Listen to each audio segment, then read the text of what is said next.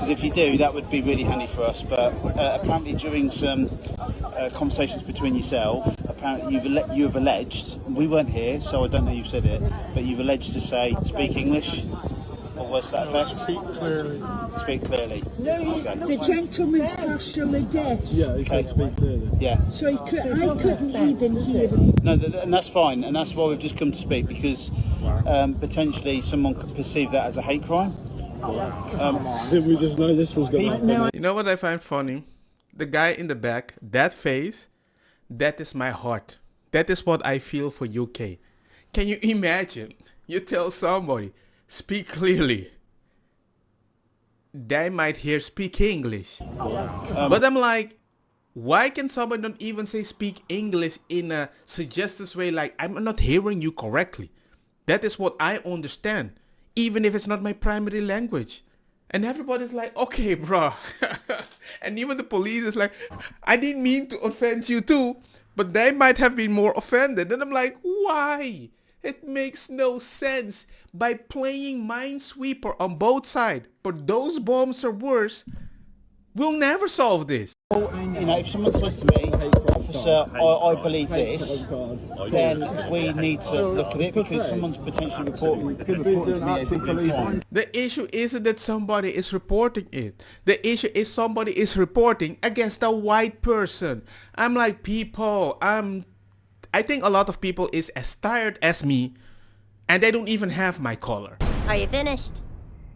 Saying that President Biden had a mental acuity. He had a sharpness to him. You said that up until July of last year. I said what I believe to be true. And you think he was as sharp as you? I have detected a lie. That mini gangster smile. That's like somebody said, did you cheat on me?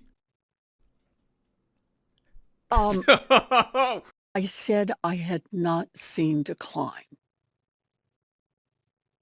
And I hadn't at that point. You did not see any decline from 2024 Joe Biden to 2021 Joe Biden? Not when I said that. You know, the thing is, he was sharp. He was on his feet. I saw him. Live event. I had meetings with him a couple of times. Senator, on his feet is not praise.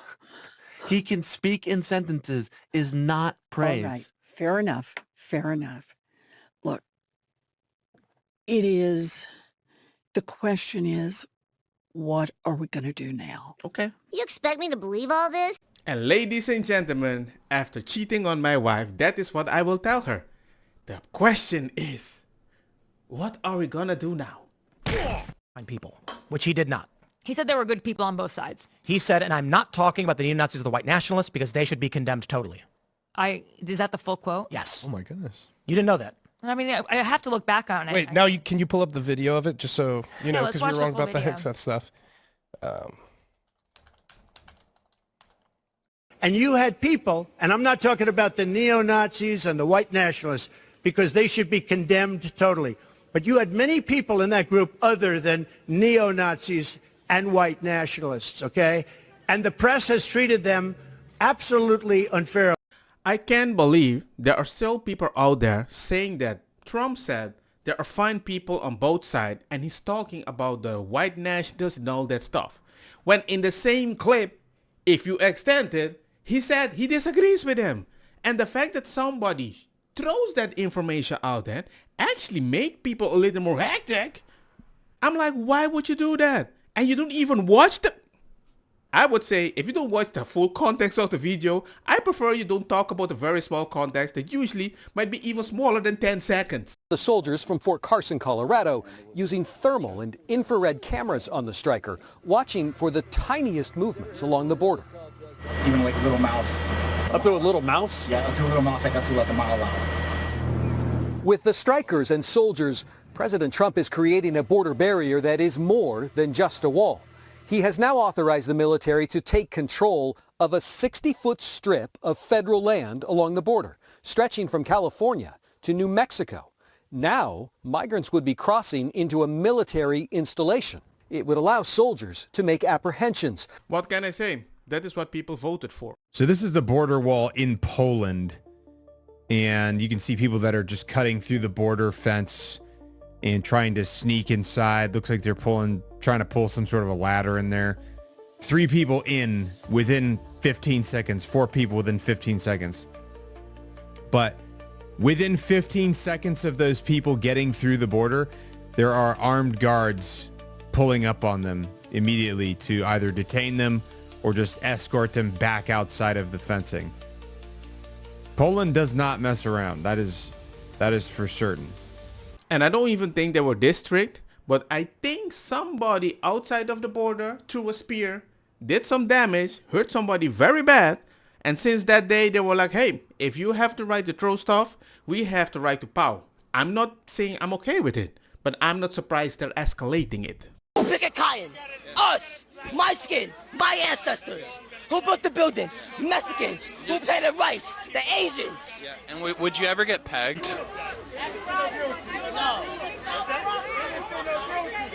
No, but all jokes aside, the real questions that should be asked is who commits the most crimes? Who barely has fathers? Adilo, remember to subscribe.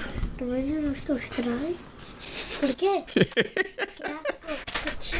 Who's the most rude? These are the real questions that should be asked because that's the problem with the black community today. I don't know what he's talking about. This dude here has probably never been a slave. He probably doesn't even know a slave. People need to stop being victims. Yes, what happened to our ancestors was terrible. But do we live in that same America today? We literally are our ancestors' dream. No, you're right. So we need to stop being victims and pretending like we're still going through the same struggles that they went through because that is very disrespectful to them because they had it way worse than we have it. Ladies and gentlemen, the current generation that is growing up right now, most of them think like this. I think we're going to have the most conservative thinking, maybe centrist people in the coming next 20 years because they're so tired being told what they need to believe. They have their own opinion. It's been reported that British soldiers and British troops are signing off en masse. And basically what that means is that they're stepping down.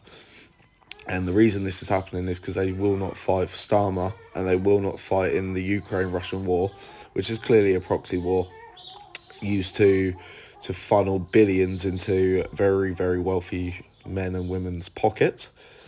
And I think it's great to see our armed forces should not be sent there to die in the name of some EU, NATO movement. It's got nothing to do with us. So good on these troops. And also for the public, refuse, do not, if conscription comes in, do not fight for this regime.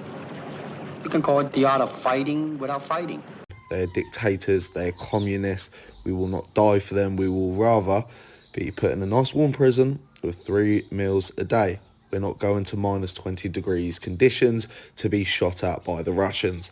Thank you, Starmer, for your offer, but we all think you're a prick. Anyway, I think it's very good that the army are doing this. Good on the boys. They're absolutely heroic in my eyes as it is. And we don't need to lose them. We don't need them dying in the name of this mad politician, in my opinion. Let me know what you think in the comments. Big up the British Army. I'm not surprised. You always keep demonizing the white people in your own country. Whenever you want to talk about something bad, you put the image of a white person. And I'm like, why do you keep doing that? You can't tell somebody always that he is wrong and then tell them to go fight for something he never would fight for unless you tell him to do it. Does he think we're all stupid? So Trump knows how dumb his base is, knows how dumb the people that voted for him are, that he thinks that he can absolutely get away with this with everyone else. This photo has MS13, claiming that that is a literal tattoo on Gilmar Garcia's hand. No, I don't think he thinks we're all stupid. I think he is going to question some people in this country after seeing things like this. These are his actual tattoos. Yes, those are his actual tattoos. This looks like someone took this photo, typed in the letters MS and the numbers 13. You might be onto something there. That might actually be exactly what they did.